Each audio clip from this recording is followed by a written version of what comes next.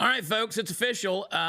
Presidential nominee for the Democrat Party, Kamala Harris, who I'll remind you has never received a single vote or a single delegate, has now named a running mate. That's right. She has named someone far more radical than she is. I didn't think it was possible. I don't want you to forget that in 2019, then Senator Kamala Harris was named the most liberal senator in America. But she found somebody worse than she is in her new vice presidential nominee and running mate, Minnesota Governor Tim Walz. He is radical and extreme. Let me tell you something. Tim Walz is the most radical far-left vice presidential nominee in U.S. history. And I'm not being extreme, or that's not a hyperbole. He is. Tim Walz is going to be a rubber stamp for Harris's agenda, and that's going to include open borders and a weak economy. We're seeing both of those happen right now. Harris, she caved to the radical left wing of her party. She dismissed what a lot of people thought could have been some moderate picks to go with her radical ideas and viewpoints. But no, she wanted to out-radicalize herself with Tim Walz. You know, Tim Walz, he believes that one person's socialism is another person's neighborliness. Yeah, that's what he said. He said he's more than happy to be labeled as a big government liberal. He's weak on border security, supports sanctuary cities and sanctuary states. He believes that your hard-earned taxpayer dollars should pay for illegal immigrants' health care and college tuition. He's repeatedly called for universal health care. He wants to raise your taxes, and he's proposed to do so multiple times as governor of Minnesota. Believes in abortion on demand up until the moment of birth. He wants to weaken election safeguards, and he's criticized voter ID proposals as, quote, solutions looking for a problem.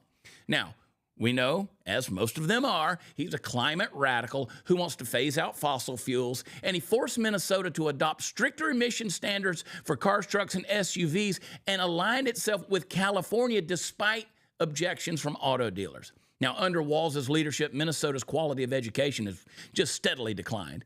He takes his marching orders from teachers' union bosses like Randy Weingarten and was a member of the teachers' union himself. Now, Walz has had his own deplorable moment when he attacked rural Minnesota as, quote, mostly rocks and cows. He's been soft on crime. He hesitated to commit the Minnesota National Guard for 3 days while the Twin Cities burned during the riots that followed George Floyd's death in May 2020.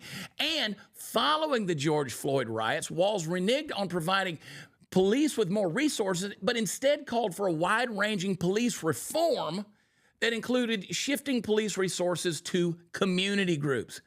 Listen, Tim Walz loves China. He spent his entire career cozying up to this communist nation. From 89 to 90, Walz taught a Chinese Communist Party-approved course in China through a program affiliated with Harvard. He is said to have never been treated better in his life than he was in China, and that going there was one of the best things he's ever done. From 92 to 2003, Walz traveled to China nearly every summer and even got married and honeymooned there in 1994. Come on. Walz covered up Biden's health, saying that it was ageism for Americans to be concerned about Biden's fitness for office, and that he would take Joe Biden at 100 over any of these guys at whatever age they're at because he's delivering.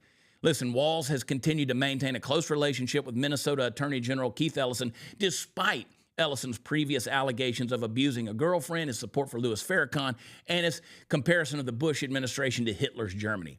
Folks, now more than ever, we need to wake up to who these candidates are, what their vision for America is, because that future is bleak if these radicals get into power. In short, we need now more than ever before to re-elect President Donald Trump, who will put America first. Pay attention, folks. The radicals are among us.